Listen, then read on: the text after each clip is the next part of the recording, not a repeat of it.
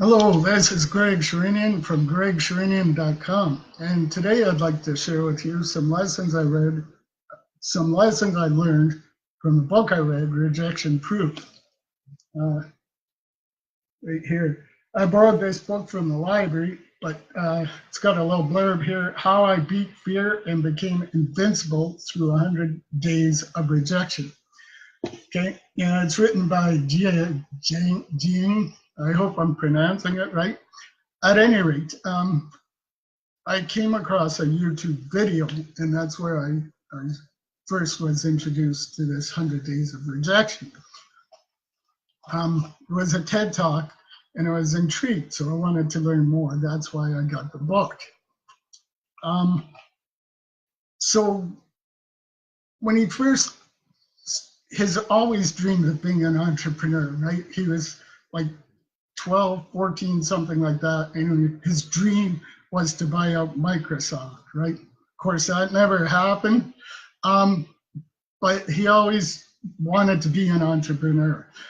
As he got older, he came up with an idea. He thought of putting wheels in runners. Now, you probably heard that one before, right? But his uncle had talked him out of it. And so he had the drawings, he had everything all lined up, but he never went and did anything with it. So he shelved the idea because of somebody else's opinion.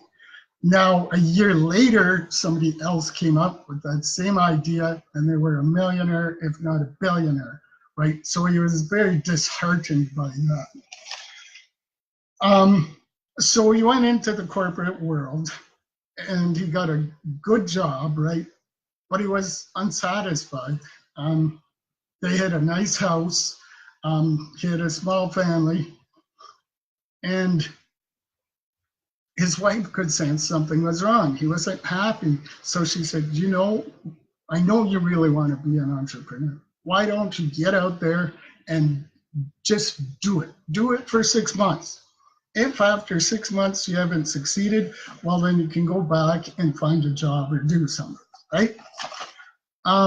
So that's how it starts, basically. So in the beginning, what he did is he had an app. So he found these people who could design this app, right? And he had a sort of team. But 4 months into it, he wasn't getting anywhere. He wasn't making any money, right? So then he came up with an idea. He was distraught, right? He only had 2 months to go, and he suggested to his wife, this isn't working. Maybe I shouldn't do it. She said, you got 2 months left. Go out there and do something, right? So he stumbled across this site. Now, it was called Rejection Therapy, but I think now Jiang owns that site. But at the time, it was simple things to overcome rejection, right?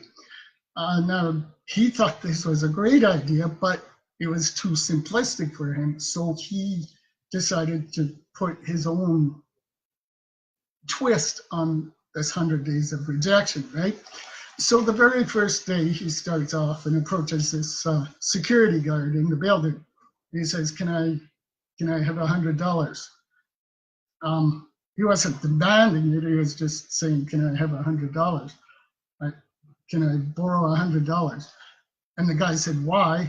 And he ran, right? He was so scared that he ran away. But later he looked at the movie at his YouTube video, because every day he uploaded a YouTube video, and he could see how scared he was when he approached that security guard. But the guy had given him an out. He said, why? Why do you need that money? And he could have said a ton of reasons why he needed that money, right? I'm doing an experiment. This is part of a study. There were all kinds of things he could have said, but he turned and ran. So that was the starting point, right? He started off being very, very terrified. As he progressed, he got better. And he started doing all kinds of other things. Now, the most famous one that he did was around the Olympic times, and then he walked into Krispy Kreme and asked if they could make an Olympic donut with the rings, right?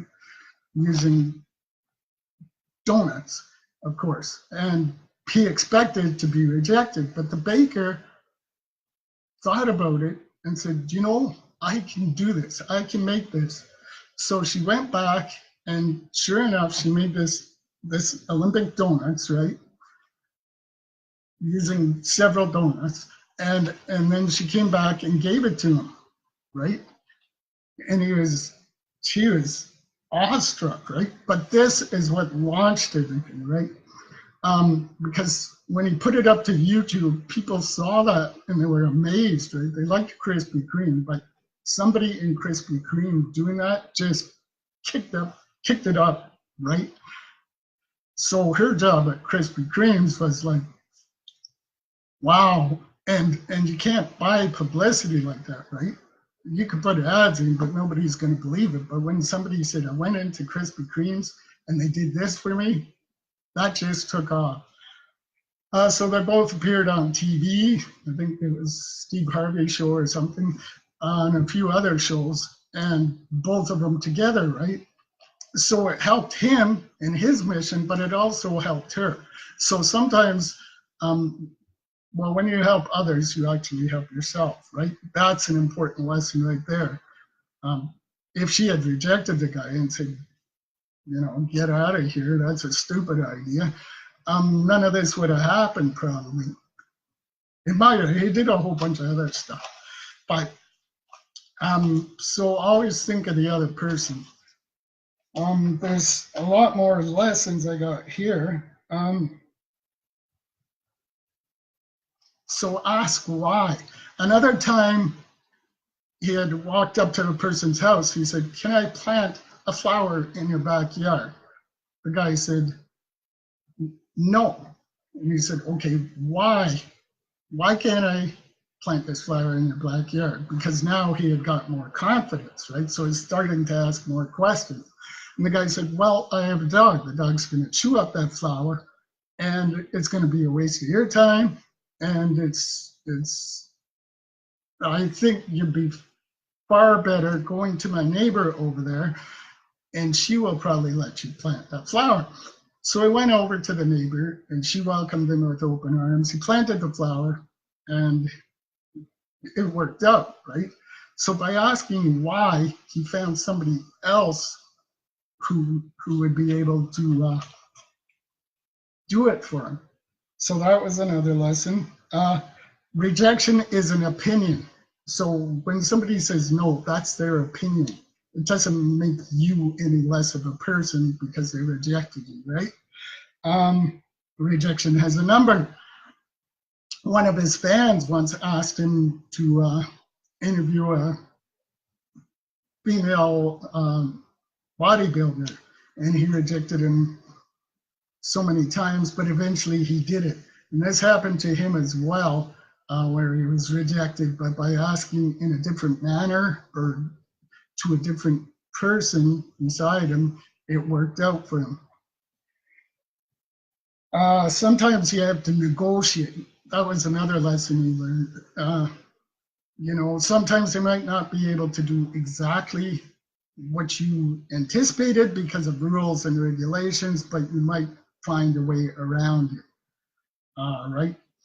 And there's all kinds of instances like that. He asked to fly a plane because he was expecting to get rejected, and the guy goes, no, but I got a gyrocopter. Let's go up in that, and he let him fly, right? Or he made an announcement over PA on a plane to commend that airline for the great service. He couldn't do it in the beginning. They wouldn't let him because of regulations, but they did let him do it later. So there's negotiation is a valuable technique. Another one is to acknowledge people's doubts. So he walked into a place, he walked into Starbucks, right? And he said, can I be the Starbucks greeter? The guy goes, the Starbucks greeter? He goes, yeah, you know, like Walmart. I want to bring that Walmart experience to Starbucks. And you know that look that people give you sometimes when they're sort of doubting what you're saying and they're sort of confused. And so he saw that look in the guy's eyes and he said, yeah, I know, crazy idea, eh? And the guy said, yeah, but you know, it just might work. I'll let you do it. But you have to promise me you're not going to try and sell anything to my customers and you're not going to, you know, be a nuisance to the customers. He said, no, I'm just here to greet them and say hi and that's it.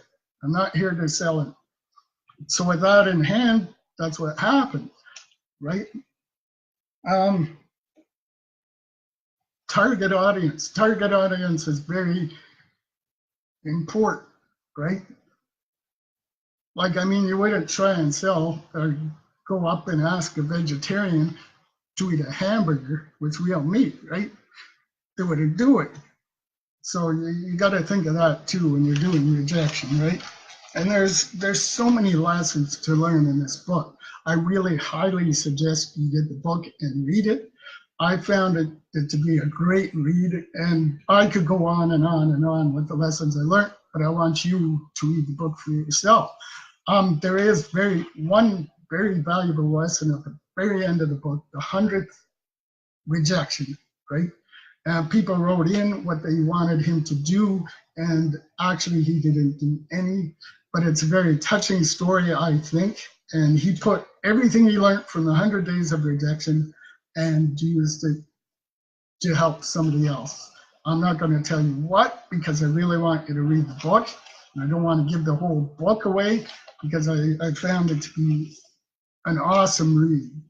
Like, there's so much in that book that will help you if you have a business, that it's unbelievable. There's also another site he's got. It's called rejectiontherapy.com. I think he's got an app there that you can be a beta tester for this app if you sign up. There's also some games there. And if you go there, it'll go through every single one of the days of 100 days of rejection.